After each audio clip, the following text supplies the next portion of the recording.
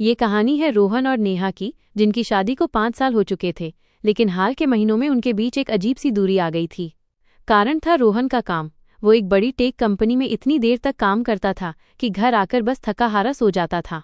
नेहा, जो एक लेखिका बनने का सपना देखती थी, को लगता था कि रोहन अब उसे और उसके सपनों को महत्व नहीं देता।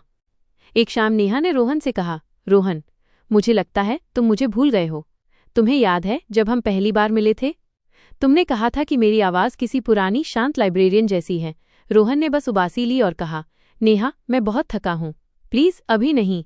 इस बात पर दोनों में झगड़ा हो गया और नेहा रात को बिना कुछ खाए सो गई। अगले दिन रोहन ऑफिस गया, पर उसका मन नहीं लगा।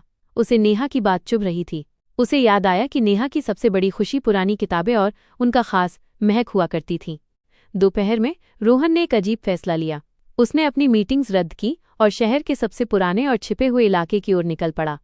वो जगह थी द रीडिंग कॉर्नर, जहां नेहा अक्सर अपनी पसंदीदा और दुर्लभ किताबें ढूंढने जाया करती थी। क्या यहाँ कोई पुरानी कहानी है? रोहन ने अपनी गाड़ी को दूर पार्क किया और स्टोर में दाखिल हुआ। उसने अपने चेहरे पर एक बड़ा मास्क लगा लिया और टोपी नीचे कर ली, ताकि नेहा उसे पहचान न ले। उसका मकसद था ये जानना कि नेहा इस जगह को इतना क्यों पसंद करती है, और शायद कोई ऐसी पुरानी किताब ढूंढना जो उनके रिश्ते में आई दूरी को कम कर सके। रोहन ने खुद को ग्राहक के रूप में पेश किया। काउंटर पर बैठे बुजुर्ग मालिक ने उसे देखा। रोहन ने धीमी आवाज में पूछा, मुझे एक ऐसी किताब चाहिए जो सालों से किसी के दिल की बात कह न पाई हो। क्या यहाँ कोई ऐसी कहानी है? मालिक मुस्कुराए। हर पुरानी किताब में एक दिल की बात छिपी होती है बेटा। तुम्हें क्या चाहिए? रोहन ने चारों ओर देखा। उसे एक शेल्फ पर एक किताब दिखी जिस पर धूल जमी थी। ये एक दुर्लभ एडिशन था, the poetry of forgotten love. Rohan ने तुरंत उसे उठा लिया। किताब खोलते ही उसकी आंखें एक छोटे से नोट पर पड़ीं। वो नोट नेहा की अपनी हैंडराइटिंग में था। उसमें लिखा था, रोहन, अगर तुम ये किताब पढ़ रहे हो तो शायद तुम फिर से मुझे ढूंढ रहे हो। मुझे पता है तुम थके हो, पर प्यार को कभी थकने मत देना। तुम्हारी नेहा, 2020।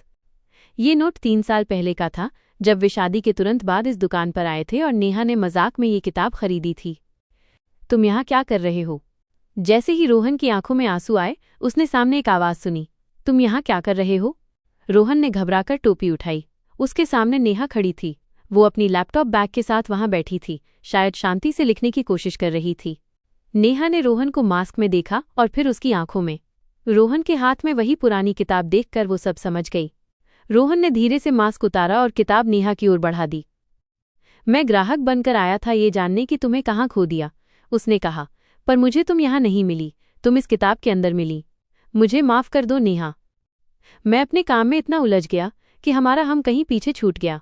नेहा की आंखों में भी आंसू आ गए। वो किताब अपने हाथ में लेती है और रोहन का हाथ थाम लेती है। मुझे पता है तुम थक गए थे, नेहा ने फुसफुसाते हुए कहा, पर अब तुम आ गए हो, ये काफी है। उस दिन रोहन को एहसास हुआ कि उसकी सबसे बड़ी संपत्ति कंपनी का मुनाफा नहीं, बल्कि उसकी पत्नी का विश्वास और प्यार है। उन्होंने तय किया कि वे हर रोज, चाहे 5 मिनट ही सही, एक दूसरे के लिए ग्राहक नहीं बल्कि घर बनकर रहेंगे।